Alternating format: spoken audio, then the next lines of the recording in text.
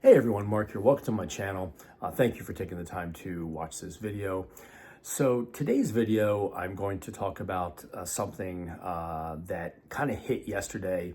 A lot of us are waking up today and finding out. I actually heard yesterday afternoon about this. A friend sent this to me. Marcus, as a matter of fact, sent it to me, letting me know about the news from Baz Luhrmann that he is going to be releasing. I guess it's a documentary. I don't know what they're actually, exactly what they're labeling it as. I think it's probably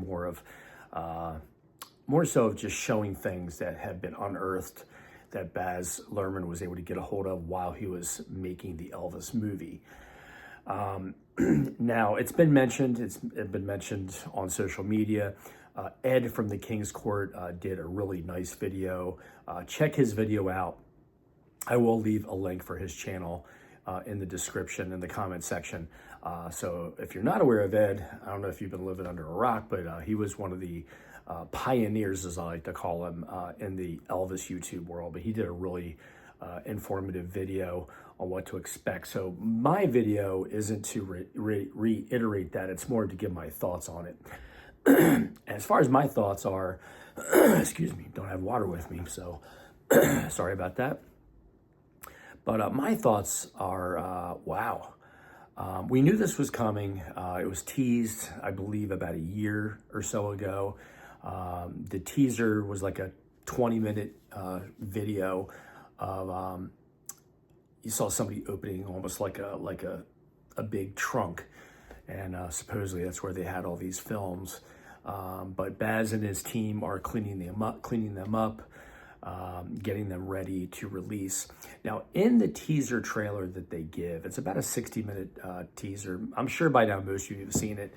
Tell me if I'm correct or not, but it didn't look like there was a whole lot of new stuff in the trailer that we haven't already seen before, but I think that was done intentionally. There might have been a couple shots that I don't quite recall seeing before, but I mean, if you're an Elvis fan, whether you're a casual fan, a diehard like myself, this is exciting news, and I'm sure with Baz at the helm, it's going to turn out wonderfully.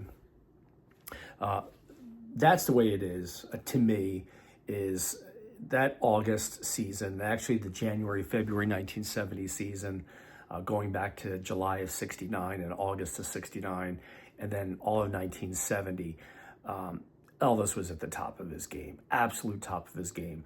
I frequently go back to That's the Way It Is. I watch the director's cut. I prefer that one of the two. On the Blu-ray, you have the theatrical cut, and then you have the director's cut.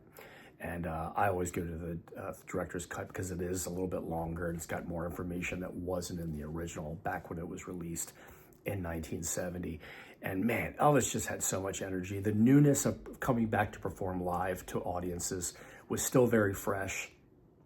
And this would have been his third engagement. Of course, the July and August of 69, the January and February of 1970, and then he did his rehearsals earlier that summer, and then the August engagement before he did the Houston Astrodome for some shows and a small tour of North America. But man, just the energy, the exuberance, the excitement, and when you're watching, for me at least, when you're watching the movie, and it's leading up to, the crowds coming in to see him for the first time. You could just feel the excitement in the air. You're not there, but like you can just feel the excitement building up as Elvis gets ready and you see him behind the scenes. But apparently there's going to be a lot of behind the scenes. It showed some of the rehearsal information or her rehearsal shots. I'm sure that's going to be in there as well. Now, as far as the name, there was no name given. At the end of the video, it just says TCB, and then it says 2025. There's no month, there's no season. Like it doesn't say, summer, fall, whatever of 2025. It just says 2025. My guess is, I'm thinking it's going to be maybe the summer. Maybe he'll coincide it with August of this year to, go along with the dates that these were filmed. The majority of this stuff was filmed, especially the onstage stuff.